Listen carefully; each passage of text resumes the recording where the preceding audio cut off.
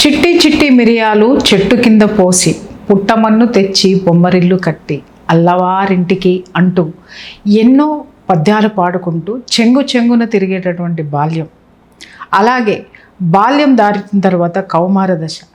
ఆ కౌమార దశలో ఉన్నటువంటి ఆడపిల్లలు మగపిల్లలు వాళ్ళ యొక్క భావావేశాలు ఏ స్థాయిలో ఉంటున్నాయి, అక్కడ నుంచి యవ్వనంలోకి వచ్చిన తర్వాత టీనేజ్ స్థాయిలోకి వచ్చిన తర్వాత అది మితిమీరి హద్దులు దాటి ఈరోజు జీవితాలు నాశనం అవుతున్నాయి.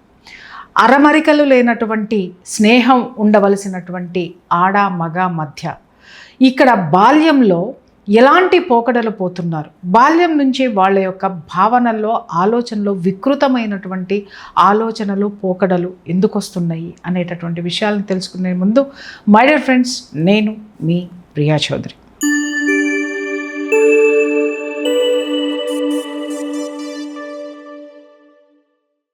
చిన్న వయసులోనే ప్రేమలు. ఈరోజు ఎక్కడ చూసినా కూడా స్నేహం అనేటటువంటిది ఏ ఇద్దరి మధ్య మనం వినట్లేదు. ఆడ మగ చిన్న తరగతి గది నుంచి కూడా వాళ్ళు ప్రేమల జోనులోకి వెళ్ళారు. అంతవరకు వెళితే పర్వాలేదు, దానికి మించి హద్దులు మీరినటువంటి ఆ యొక్క స్నేహాలు అది పడక గదుల వరకు వెళ్తున్నాయి. వెళ్ళిన తరువాత అవి ఎలాంటి భయంకరమైనటువంటి స్థితికి దారి తీస్తున్నాయి. పేరెంట్స్ పరువులు పోతున్నాయి. అలాగే వాళ్ళ బాల్యము యవ్వనము వాళ్ళ కెరీర్ కూడా నాశనం అవుతుంది. ఈ యొక్క విషయాన్ని చర్చించడానికి ప్రభుత్వం దగ్గర సమయం లేదు. అలాగే విద్యా వ్యవస్థల్లో దీని గురించి మాట్లాడడానికి వాళ్ళకి ధైర్యం సరిపోవట్లేదు. కానీ తేజస్వి మీడియాకి చాలా ధైర్యం ఉంది. ఆ విషయాలన్నిటిని కూడా క్లియర్గా చర్చించుకుందాం. అసలు పిల్లలు ఎందుకు ఇలా తయారవుతున్నారు అనేటటువంటి విషయం మీద, అలాంటి భావజాలం ఉన్నటువంటి పిల్లల్ని ఎలా బయటికి తీసుకురావాలనేటటువంటి విషయం మీద మనతో మాట్లాడడానికి మన ముందు ఉన్నారు డాక్టర్ ఎన్ శైలజ గారు, శక్తిపాత్ యోగాచార్య మన ముందు ఉన్నారు. అమ్మ నమస్తే. నమస్కారం. చాలా బాధగా ఉంది, కాకపోతే మీకు తెలుసు నాకు తెలుసు, ఈరోజు అరమరికలు లేనటువంటి బాల్యం ఏదైతే ఉందో, అద్భుతంగా ఉండవలసినటువంటి బాల్యంలోనే ఆడ మగ అనేటటువంటి విభేదాలు, లింగ భేదాలు బాల్యం నుంచే మొదలవుతున్నాయి. ఆ తరువాత ఏ ఇద్దరి మధ్య స్నేహం ఉండడం లేదమ్మా, ఒకే ఒక పరిచయం ఉంటుంది. ఆ పరిచయం కాస్త ప్రేమికులుగా రూపాంతరం చెందుతున్నారు. వాళ్ళు ఫ్రెండ్స్ అని చెప్పడం లేదు, గర్ల్ ఫ్రెండు బాయ్ ఫ్రెండు అనేటటువంటి ఆ యొక్క పిలుపులు. ఆ తర్వాత అక్కడ నుంచి వీళ్ళు కౌమార దశలోనే దాటకూడనటువంటి ఆ యొక్క హద్దులు దాటేస్తున్నారు. వీళ్ళు కో ఎడ్యుకేషన్ అనే కాదమ్మా, అసలు ప్రతి చోట కూడా ఇది ఎక్కువ భావజాలం, ఇలాంటి భావజాలం ఉండడం అనేటటువంటిది నేను చూశాను.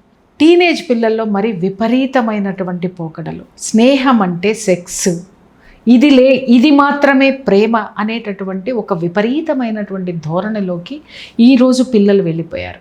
వాళ్ళకి అర్థం కాని విషయం ఏంటంటే ఆ ఒక్క విషయంతో వాళ్ళ జీవితం అక్కడితో ఆగిపోతుంది, వాళ్ళ భవిష్యత్ అనేటటువంటిది లేకుండా పోతుంది. అది అన్ని విధాలుగా నడిస్తే పర్వాలేదు, ఏమాత్రం ఇంబ్యాలెన్స్ అయినా కూడా పోక్సో చట్టాలు వచ్చేస్తున్నాయి, ఆ తర్వాత కేసులు వస్తున్నాయి, ఆ తర్వాత అటు ఇటు ఇంబ్యాలెన్స్ అయితే సూసైడ్ల వరకు వెళ్తున్నారు. ఆ తర్వాత ఇరు కుటుంబాలు నాశనం అవ్వడమే కాక సమాజం మీద కూడా ప్రభావం చూపిస్తుంది. దీనికి అసలు ఈ పిల్లల్లో ఈ చిన్నప్పటి నుంచే ఇలాంటి విపరీతమైనటువంటి లైంగిక వాంఛలలోకి వాళ్ళు ఎందుకు వెళ్ళిపోతున్నారు? అంటే ఆడ మగ అంటే కేవలం ప్రేమ అంటే కేవలము శారీరకపరమైనటువంటి కోరికలు. వీటిల్లో ఎందుకు చిక్కుకున్నారు? అంటే ఇక్కడ నాకు ఏమనిపిస్తుందంటే మనం ఏం చూపిస్తున్నాం వాళ్ళకి, అంటే ఒక ఫిల్మ్ కానీ లేదంటే ఇలాంటివి ఏమన్నా చూపిస్తున్నప్పుడు వాట్ టైప్ ఆఫ్ ఫిల్మ్స్, ప్రతి సినిమా ప్రేమే. మనకు మామూలు మన ఇండియన్ కాంటెక్స్ట్లో మాట్లాడుకున్నాం. అవునండి. ప్రేమ కాని సినిమా ఏది పెద్ద లేదు. ఐ థింక్ ఎస్, మహా అయితే విప్లవ సినిమాలు ఒకటి రెండో ఉంటాయి, ఆధ్యాత్మికమైన అందులో కూడా ప్రేమలు పెట్టేస్తున్నారు. అన్నమయ్య సినిమాలో కూడా ప్రేమ ఏది ఉన్నా అసలు మేధావులు కూడా బయటకు వచ్చి మాట్లాడేటప్పుడు ఈ సినిమా చాలా బాగుంది, దానికి ఒక చక్కటి ప్రేమ కథని జోడించి వీళ్ళు ఎలా మేధావులు అయ్యారో నాకు అర్థం కాదు. అరే ఒక సామాజిక పరమైనటువంటి అంశాన్ని తీసుకున్నప్పుడు కూడా దాంట్లో ప్రేమ. అప్పుడేంటి ప్రేమ అంటే ఏదో ఇద్దరు ఉండడం, ఆ ఇద్దరు మధ్య ఏదో సంబంధం కలిగి ఉండడం అనేది అదే ఇద్దరు ఉంటే అదే అనేది ఒక మెసేజ్ అనేది మనం ఇచ్చేస్తున్నాం ప్రతిరోజు ప్రతి నిమిషం ఎందులో చూసినా అదే ఇస్తూ ఉన్నాము. ఇచ్చినప్పుడు ఈ పిల్లల్ని మనం చూస్తున్నాము డ్యాన్సులు, ఆ డ్యాన్సులు చూడండి భయంకరమైన స్టెప్స్ తోటి వాడు రకరకాల యాక్షన్స్ తోటి డ్యాన్సులు పెద్దవాళ్ళు అదే భంగిలు పిల్లలతో వేస్తే వీడికి ఏం తెలియదు అని చేసేస్తాడు వాడికి ఏం తెలియదు. పేరెంట్స్ ఎంకరేజ్మెంట్ అది మా పిల్లాడు బాగా డ్యాన్స్ చేస్తున్నాడు అని వీళ్ళని వేసుకోవడం పిల్ల ఇవన్నీ. ఇప్పుడు అదే నేను కొంచెం అబ్జర్వ్ చేసినప్పుడు యుఎస్ అలాంటి చోట చూసినప్పుడు అబ్యూస్ ఉంది, చైల్డ్ అబ్యూస్ ఎక్కువ కనిపిస్తుంది. కానీ ఈ చిన్న క్లాసుల్లో పిల్లల ప్రేమలని అంత ఎక్కువ నాకు కనిపించలేదు. వాళ్ళు ఆఫ్టర్ 16 వాళ్ళకి ఆ ఏజ్ తర్వాత వచ్చి వాళ్ళు ఇష్టం వచ్చినట్టు బయటకు వెళ్తారు, బయటకు వెళ్ళాక వాళ్ళు తిరగచ్చు, ఆ కల్చర్కి అది సరిపోయినట్టు వాళ్ళు ఉన్నారు. కానీ ఇక్కడ ఈ పేరెంట్స్ ఎప్పుడైతే ప్రెషర్ ఇచ్చి ప్రేమ లేదు, వాళ్ళు ఎంతసేపు నువ్వు కూర్చో, నువ్వు చదువుకో, నువ్వు ఇది చెయ్యి అది చెయ్యి అని ఎప్పుడైతే వాడు ఆ యొక్క కంఫర్ట్నెస్ లేదో ఈ పిల్లలు కొంచెం బయటకు వెళ్ళి ఆ చిన్న ఆ స్నేహంలో ఎంతో సంతోషం ఉంటుంది, ఆడైనా మగైనా ఏదైనా సరే. అది వీళ్ళు అనుభవించేటప్పటికేంటి అదే లైఫ్ బాగుంది ఇక్కడ. ఆ బాగుండడం అనేది ఏది ఆడ మగ కలిస్తే ఇదే అని ఆల్రెడీ మనం చెప్తున్నాం కదా, అదే అనుకుంటున్నారు. ఒక స్నేహం అంటే ఆ స్నేహం జీవితాంతం కంటిన్యూ అవ్వచ్చు. ఎంతో మంది స్నేహితులు వీళ్ళు ఒకటే పరిచయం దగ్గర ఆగిపోతున్నారా అంటే బ్రేకప్లు అంట, మళ్ళీ ఈ బ్రేకప్ నుంచి మళ్ళీ ఇంకొకళ్ళు తయారవుతారు. అది ఎంత మానసికమైన సంక్షోభం పిల్లలు అనుభవిస్తున్నారు. అంటే వాళ్ళని మనం సరైన పద్ధతి వాళ్ళకి ఆ ఎక్స్పోజర్ ఇవ్వలేకపోవడం వల్ల వీడు ఆ చిన్నతనంలోనే 7వ క్లాస్ 8వ క్లాసులో ప్రేమ బ్రేకప్, ఇంకా ఆ తర్వాత ఇంక వాడంతా డిప్రెషను. అవును, ఇంక వాడు ఏం లైఫ్ లీడ్ చేస్తాడు. మన ఇవాళ ఆ తర్వాత చిన్న టీనేజర్సే పెళ్లి చేసుకుని బయటికి వెళ్ళి సినిమాలు కొన్ని చూసాక టీనేజ్లోనే ప్రేమించవచ్చు, పెళ్లి చేసుకోవచ్చు, బయటకు వెళ్ళిపోవచ్చు, గడపచ్చు అనుకున్నాక వాడి జీవితంలో గర్భంధాలు చేయొచ్చు, పిల్లల్ని కనొచ్చు, మళ్ళీ ఆ పిల్లల్ని చూసుకోవచ్చు. ఇలాంటి దిక్కుమాలిన సినిమాలన్నీ అయిపోయిన తర్వాత ఏమవుతుంది, వీళ్ళు దాన్ని అలాగే నీ పేరెంట్స్ దగ్గర ఎంతో గారంగా పెట్టుకుంటారు. కాలు నేల మీద పెట్టకుండా పెంచుతున్నాము నా ఒకళ్ళో ఇద్దరు అని. వీడు బయటకు వెళ్ళిన తర్వాత వీళ్ళ జీవితం బాగుండాలని మనం సరైన ప్రేమను వాళ్ళకి అందించకుండా, సరైన గైడెన్స్ వాళ్ళకి ఇవ్వకుండా చేయడం ద్వారా ఈ ప్రేమను బయట వెతుక్కుని ఆ ప్రేమ అనేది ఏదో లైంగికమైనది అనుకుని పర్వాలేదు అనుకుని బయటకు వెళ్ళి అక్కడ ఫెయిల్ అయిన తర్వాత వీడికి జీవితం ఎక్కడుంది. ఒక చిన్న అంశము నాకు గమనించిన అంశం ఏంటంటేనమ్మా, టీనేజ్లో ఉన్నటువంటి పిల్లలకి ఆడ మగ ఇద్దరు పిల్లలకి కూడా భయం అనేది ఉండడం లేదమ్మా. హద్దులు మీరిన ఈ స్థితిలోకి వెళ్ళిపోయిన తర్వాత ఏదైనా జరిగితే పరువు బజార్న పడుతుందనో, లేకపోతే ఏదైనా కేసులు అయితే మనం రోడ్డు మీదకి వస్తామనో ఇలాంటి ఆలోచనలు వాళ్ళల్లో లేవు. ప్లస్ సామాజిక కోణంలో అసలు వాళ్ళు చూడడం లేదు. అంటే ఈ సమాజానికి మేము సంబంధించిన వాళ్ళం కాదు, సమాజం అనేటటువంటిది అది ఒక పదార్థం అనేటటువంటి దృక్పథంలో కూడా ఈ టీనేజర్స్ ఈ యువత ఉండడం అనేటటువంటిది నేను చూసాను. ఎస్పెషల్లీ ఇన్ దిస్ రిలేషన్షిప్లో లేరు కాళ్ళు.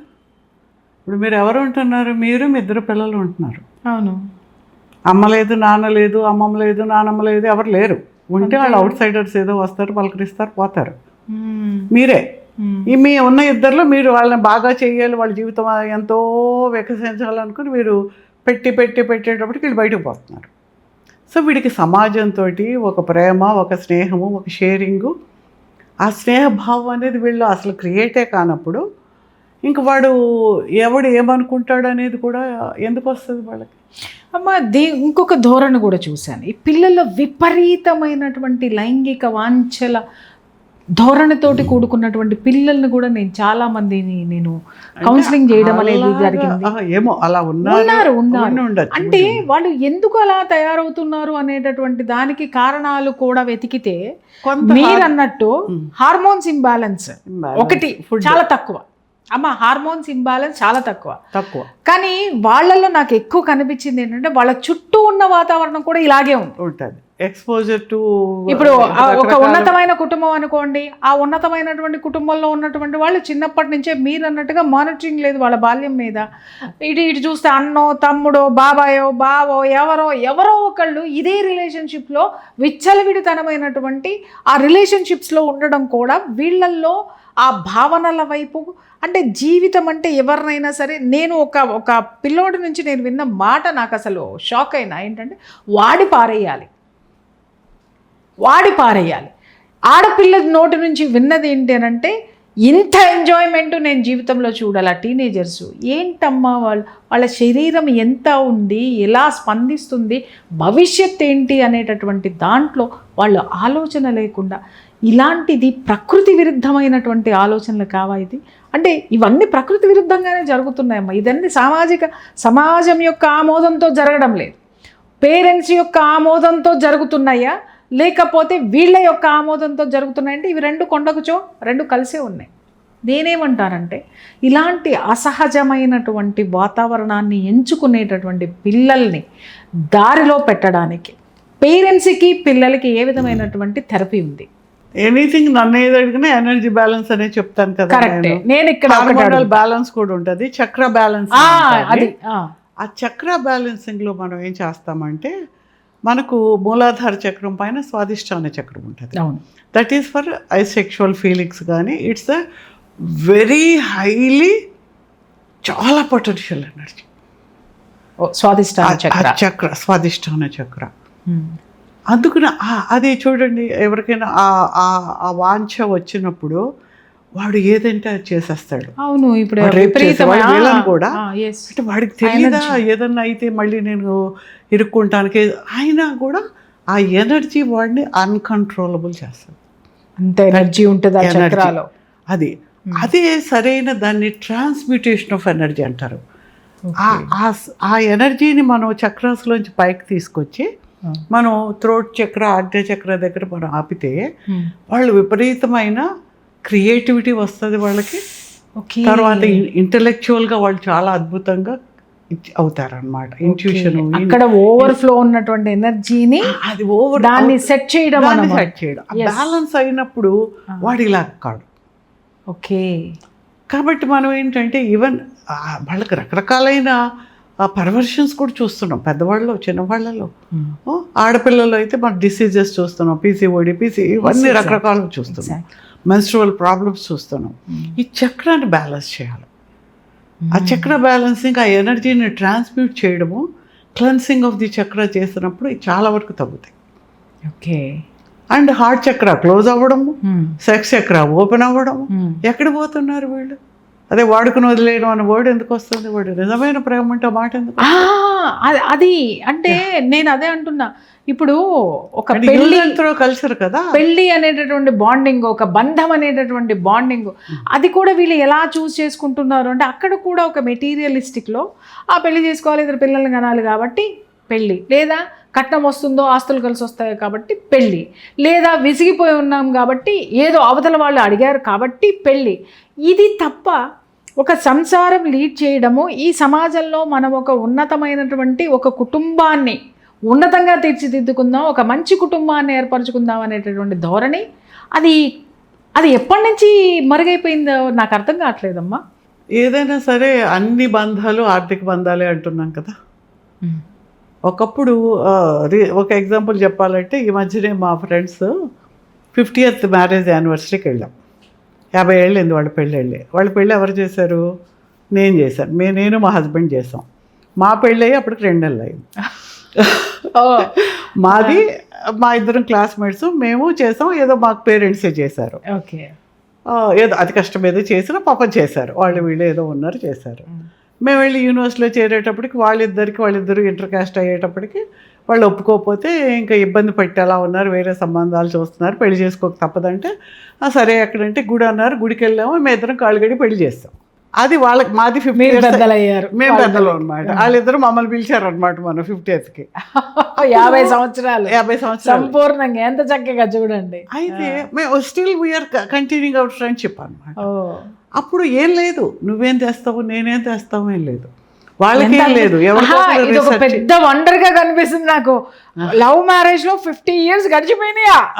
50 years ఆశ్చర్యపోవాల్సి వస్తుంది అదనమాట. అప్పుడు అంటే నువ్వేం సంపాదిస్తావు, నేనేం సంపాదిస్తాను లేదు. అతను అక్కడ అబ్బాయికి రీసెర్చ్ ఫెలోషిప్ 400 వచ్చేది, మా ఇద్దరిలో నాకు 400 వచ్చేది. 400తో రెండు రూములు 4 రూమ్ ఇల్లు రెంట్ చేసుకుని 2 పోర్షన్స్లో మేము ఉండేవాళ్ళం. ఓకే, వీళ్ళు ఈ 2 గదుల్లో, మీరు ఈ 2 గదుల్లో 400 తోటి 400 అనమాట.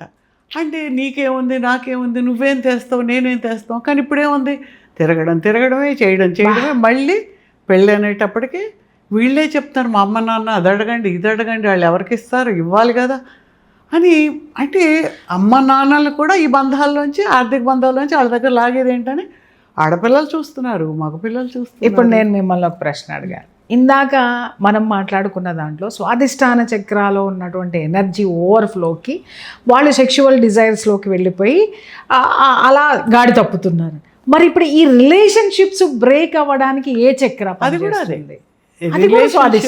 ఫీలింగ్స్, సరైన ఫీలింగ్స్, పర్వర్టెడ్ ఫీలింగ్స్. ఆ చక్ర బాగాలేకపోతే పర్వర్టెడ్ ఫీలింగ్స్. ఓకే, అంటే ఇప్పుడు చాలా మంది చూడండి, గేస్ మగవాళ్ళు ఆడవాళ్ళు, ఎల్జీబీటీ అంటారు. ఏంటో నాకు మొన్న ఎవరో ఒక టీనేజ్ పిల్ల అడిగింది, aunty are you support LGBT అంది. అది ఏంటో కూడా నాకు తెలియదమ్మా అన్నాను నేను.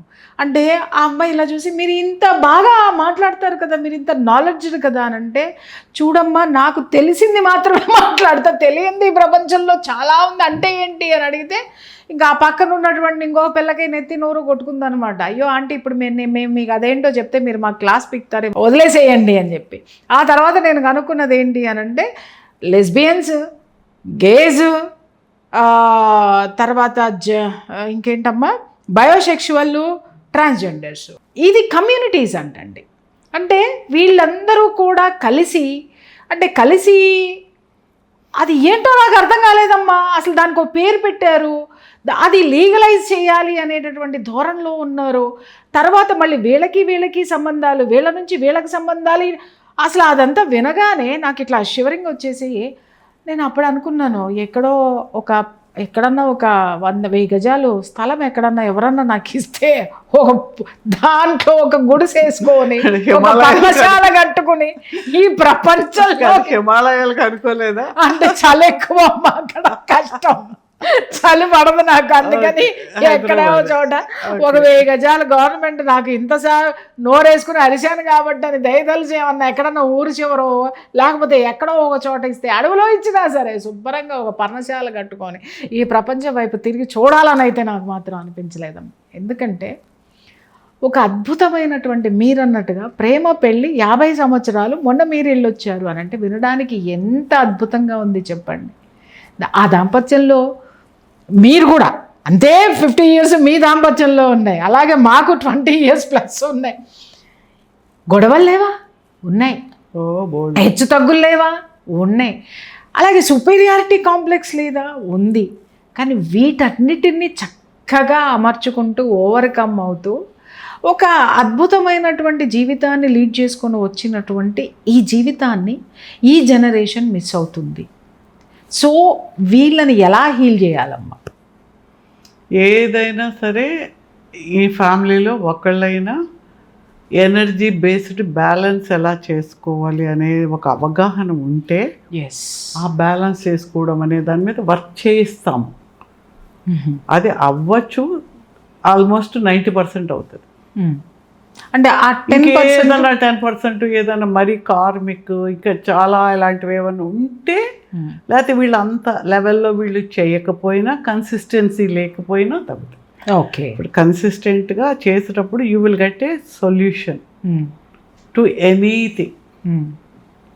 ఎందుకంటే వీ హ్యావ్ సీన్ సర్టన్ చేసినప్పుడు ఆ రిలేషన్స్ కరెక్ట్ అవ్వడం చూసాం. ఫ్యామిలీలో ఒక మెంబర్ నేర్చుకుని చేసినా కూడా కన్సిస్టెంట్ చేసినప్పుడు అక్కడ రిలేషన్ కరెక్ట్ అవ్వడం అనేది చూసాను. ఇది నేను ఎక్కువ ప్రచారం చేయదలుచుకున్నానమ్మా, నిజం చెప్తున్నాను కదా. నేను మిమ్మల్ని తీసుకొచ్చి తేజస్వి మీడియాలో కూర్చోపెట్టడానికి కారణం ఒకటి ఏంటంటే, ఫ్యామిలీలో ఒక్క ఒక్కళ్ళు నేర్చుకోండి. ఇది ఫ్యామిలీనే కాదు, మీ వాడ వీధి వీధి మీరు సెట్ చేసుకోవచ్చు. ఒక ప్రశాంతమైన వాతావరణంలోకి మీరు వెళ్ళొచ్చు. ఒక అద్భుతమైనటువంటి బంధాలని మీరు జరుపుకోవచ్చు. అందరూ కూడా ఏమంటున్నారు అనంటే, ఎలా మార్చాలండి, ప్రపంచం ఇలాగైపోయిందండి, ప్రపంచం ఎంత అద్భుతంగా ప్రచారం చేస్తూ ఉన్నాం మనం. ఎగ్జాక్ట్లీ. నాకు ఒక్కొక్కసారి ఎంత కోపం వస్తుందంటే, కలికాలం అంతేనండి, అబ్బే కలికాలం ఇది ఇంతే అంటే, మనం చేసే తప్పుడు పనికి కలికాలం అని ఎలా పేరు పెడతావు? ఏ కాలంలోనైనా ఒక శక్తి అక్కడ ఉన్నటువంటి నెగిటివ్ ఎనర్జీని పారద్రోలింది. రాముల వారి కాలంలో త్రేతాయుగంలో రాముడి రూపంలో వచ్చింది, ద్వాపర యుగంలో కృష్ణుడి రూపంలో వచ్చింది, కలియుగంలో ఈరోజు ఎన్ని ఉన్నాయి, వాళ్ళందరూ అప్పుడున్నటువంటి మహర్షులందరూ వదిలేని ఎనర్జీ కలియుగంలో నిండా ఉంది. దీన్ని ఎందుకు, ఇది ఒక పెద్ద భాండాగారం కలియుగం అమ్మ, ఎన్ని ఉన్నాయి, వాటిని వెతకడం చెయ్యరు. మీరు అన్నట్టుగా కాక్రోచులు యూత్ కాదమ్మా, అందరూ కాక్రోచ్లే. యూత్ కాదు, అందరు కాక్రోచ్లే. మార్గం వెతకడం అనేటటువంటిది ఎవ్వరికి కూడా బద్ధకం. ఈ సమాజం ఇంతే, అట్లా పోదాం. కాక్రోచ్లుగా ఉన్నారు కదా, కాక్రోచ్ ఎంత మూలలో ఎలాగైనా సరే ఇలా వెళ్ళి తన ఫుడ్ని ఎలా వెతుక్కుంటుందో, మీ జీవితంలో సమస్యల్ని ఎలాగైతే పరిష్కరించుకోవాలో దానికోసం మార్గం వెతికి అది వెతకండి. ఆ తర్వాత మీరు సక్సెస్ కండి అట్లీస్ట్. ఎగ్జాక్ట్లీ. థ్యాంక్ యూ అమ్మ. విన్నారు కదా మై డియర్ ఫ్రెండ్స్, చాలా విషయాలు మాట్లాడారు. ఎందుకంటే ఆవిడ చాలా ఎక్స్పీరియన్స్ మేడము. ఇక్కడ మన కర్మ కూడా ఇక్కడ పనిచేస్తుంది. అలాగే దానికి తోడు చుట్టూ ఉన్నటువంటి సమాజంలో ఉన్నటువంటి పరిస్థితులు, అలాగే మనుషుల యొక్క మనస్తత్వాలు, వీటన్నిటినీ కూడా చాలా చాలా చాకచక్యంగా మనం ఎదుర్కోవడానికి మన అరచేతిలోనే పరిష్కార మార్గం ఉంది. అదే మీ సెల్ ఫోన్. ఆ ఫోన్లో ఈ ఇంటర్వ్యూ చూసినటువంటి వాళ్ళ సంసారాన్ని చక్కదిద్దాలన్నా, వాళ్ళ పిల్లల్ని దారిలో పెట్టుకోవాలన్నా అది మీ చేతుల్లోనే ఉంది. కాబట్టి స్క్రీన్ మీద కనిపించేటటువంటి నెంబర్కి కాల్ చేయండి. మేడం అపాయింట్మెంట్ కావాలన్నా క్లాసెస్ కూడా కండక్ట్ చేస్తున్నారు. అట్లీస్ట్ క్లాసెస్లో జాయిన్ అవ్వండి. లేదు ఎవరికైనా హీలింగ్స్ కావాలి, ముందు మేము బయటపడాలనుకుంటున్నాం, బయటపడిన తర్వాత మేము ఏదైనా చేయాలనుకుంటున్నాం అన్నప్పుడు, just if you want to come out from your emotions, bad emotions వాటన్నిటి నుంచి రావాలి అనుకున్నప్పుడు you just contact this number. అమ్మా థ్యాంక్ యూ సో మచ్.